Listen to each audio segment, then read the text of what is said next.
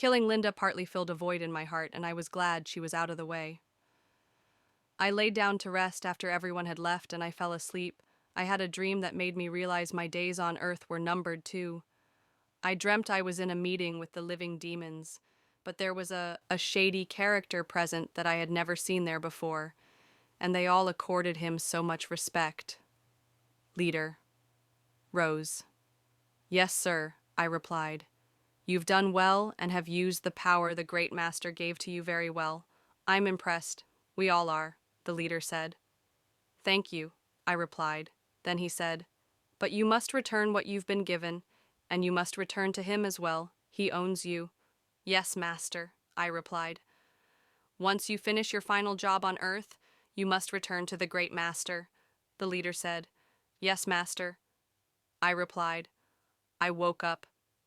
Me. Oh, shit, I'm gonna die. I couldn't believe it. I thought after I avenged the death of my family, I would be fulfilled and free. But I guess when the devil gives you something with the right hand, he takes back with the left hand. Throughout that day, I didn't do anything other than think. I kept on repeating the words, I don't want to die, over and over, yet I felt there was no escape. I continued sulking till I got a call from Eunice saying Ima moved. I went to the hospital, but she still wasn't awake. I took long and hard look at her, and I thought of how much I would miss her when I was gone, and that gave me an idea. Nathan POV.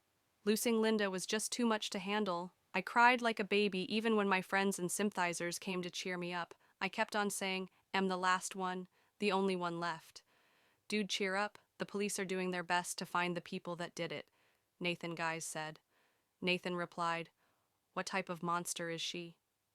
Linda changed her ways cause of her. Linda lived in fear cause of her, and she did that to her. How did she find us? He's Guys replied, who? Nathan replied, absent-mindedly, Rose. Talk of the devil, she's Rose's here.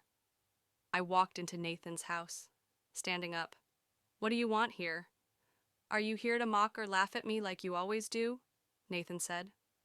I replied, you chill, am here to pay my respect and say sorry for your loss. I know what it feels like to lose a family member. What did she ever do? I know she lived a bad life, but she changed. I swear she did, Nathan said. I replied, interrupting, Nathan, can I tell you something? In private, he replied, sniffs. Okay, follow me. We went to his room.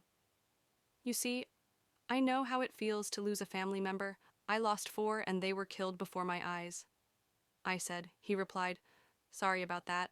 Don't be. It only made me stronger. Well, you see, I couldn't let them die in vain. So I went after their murderers when I was just 15, I said. His eyes widened in shock. Surprised? Don't be. You see, the leader loved her family so much, but she made me lose mine and it made me mad, so I wiped out her entire family. I mean everyone except 2 cause they escaped. Years passed and I finally found those 2. I killed one, which leaved me with 1 more, I said. He replied, scared and shocked. Why are you telling me this? I went close to him and whispered something in his ear. You're the last one, I said. With that, I stabbed him in the neck and then his stomach. His blood spilled on me. Bye, Nathan, I said. I walked out of the room and straight out of the house. Noticing the blood on me, his friends rushed to his room to find him in a pool of blood. Jesus. Rose killed him. Somebody call the police, they said. They called the police, but even the police couldn't get me. I drove straight to the hospital. You must be wondering why I went to the hospital of all places covered in blood. Well, I drove straight to the hospital and went straight to Ima's room.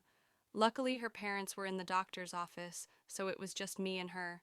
Then I said, hi sis, I'm here to say goodbye. I'm gonna die and it's too bad 'cause I won't be here when you wake up. I started crying, saying, I've lived a terrible life. I've been filled with so much hate. I made some terrible decisions I can't correct. I want to live, but I don't see that happening. Sniff, Ima. I'm a murderer and an occultist. I sold my soul to the devil at age 15 when my family was murdered. I was too stressed out, and I saw revenge as the only way out, so I took it. I killed my best friend and wiped out an entire lineage because I lost my family, but then the main murderer escaped with her little brother. I came to Nigeria to start life afresh, but what I got was far from my resolutions. I discovered that Nathan and his senior sister were the ones that escaped the death trap I set for their family, so I went after them, killing his sister first, crying even more. I just came from Nathan's house, wailing. I killed him, Ima, and now am next in line. I have to return to the devil since he owns me now. Everything that happened in school was all my doings. The rotting of Sandra's, the strange deaths of all the members of the red-headed skulls, the death of Sheena. I even killed his mother, the unconsciousness and death of Vanessa and her dad. I killed them all, and now it's time for me to go as well. Sniff, goodbye, Ima. Don't cry for me, 'cause I deserve what I'm getting. I stood up and headed for the door when... Voice. Rose, please don't leave. I turned around, and I was beyond surprised to see Ima awake. Ima said, weakly, I heard what you said, Rose. You don't have to go, you don't have to die. I replied, sweetheart, there's no escape for me. Rose, God's here for you. He'll readily forgive you, Ima said. Sorry, dear, but God and I aren't the best of friends, I said. She replied, Rose, please listen. Interrupting, shh, holding her hand. Don't worry about me or anything. I've willed half of everything I own to you, quarter of it for the educational assistance of any family member and the other quarter to any charity of your choice. I'm gonna miss you, sis. I'm gonna miss you so much. I love you. I wanted to leave, but she held onto my arm. She wasn't strong enough, so I freed myself from her grip. Goodbye, Imabong, I said. She replied, screaming, Rose, no, please come back. She screamed till she was out of breath and the nurses had to inject her. I walked out of her room, out of the hospital, and out of her life.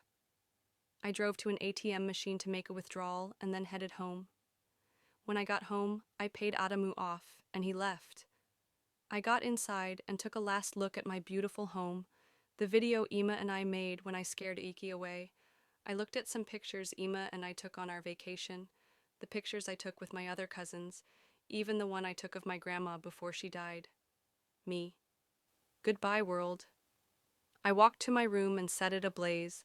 Then I set the dining room ablaze, the kitchen, guest room, and finally I set the living room ablaze. After setting one of the couches on fire, I sat down and waited for the fire to consume me. I was deep in thought as to where I was going and how that place was like. I was still deep in thought when I started hearing voices and screams. I looked around, but all I could see was fire. I didn't know if it was just an illusion or something real when I started seeing faces of people crying and screaming in the flames. Is this what hell's like? I don't want to die. I don't want to go to hell, I said. I rushed to the door in an attempt to run away, but very strangely the door was jammed and so was every other exit route. I kept hearing voices and screams. I even saw the faces of some of the guilty people I had killed and heard the voices of the innocent as well. It was worse torture than you, my dear reader, could possibly imagine. I was trapped not only in a burning house, but also in fear. I felt stiff and cold when I heard a deep, scary voice say, Voice, so the great Rosalind is scared of death. That's too bad, 'cause there's no escape from this. On hearing that, I started banging the door. Somebody help me. Somebody please help. I cried out. But no one came to my rescue. Just then, I remembered what Ima said. Jesus Christ can save me. But by then, I had already inhaled a large amount of smoke, and everything became pitch black as I fell to the floor. I woke up in a very dark alley with no one in sight. I looked and walked around for a while in so much confusion till I heard a very familiar voice from above. Lisa. Mummy, look. Rosa's downstairs. I looked up and I saw my family. Mum, Dad, Danny, Lisa. OMG, I missed y'all so much. Where's the staircase leading to where you guys are? I want to be with you, I said. Sorry, Rose, but you can't, Mom replied. Huh? Why, Mum? I asked. Mum replied, Because you don't belong up here. What do you mean? I asked. Mum replied, You sinned, you wronged both God and man. But Mum, I took revenge. I didn't let you guys, shouting, die in vain, I said. Mum replied, Rose, God was ready. He was ready to fight for us, but what did you tell him? You told him to sit down, that you had it covered. Even Karma was ready to fight for us, but you could handle it. Sorry, Rose, but you can't be here with us. You belong there, pointing downward. I turned back and looked downwards to see what wasn't there before. I replied, Mum, no? Mum replied, Rose, yes. We sent you signs, we sent you Ima, even the illusions before you came here, but you didn't change, you didn't repent. We love you so much, Rose, but... Interrupting, Mum, no. Looking at my dad, Dad, please. But he turned his back on me. Me. Lisa. My mum took her. Lisa. Looking sad. Bye-bye. Danny, please don't leave me, I said. He replied, I'm sorry, sis, but I can't stay with you either. I love you. He left. My dad had a very disappointed look in eyes when he left. Me, shouting, You can't leave me here! Falling to the floor and crying, Please don't leave me here.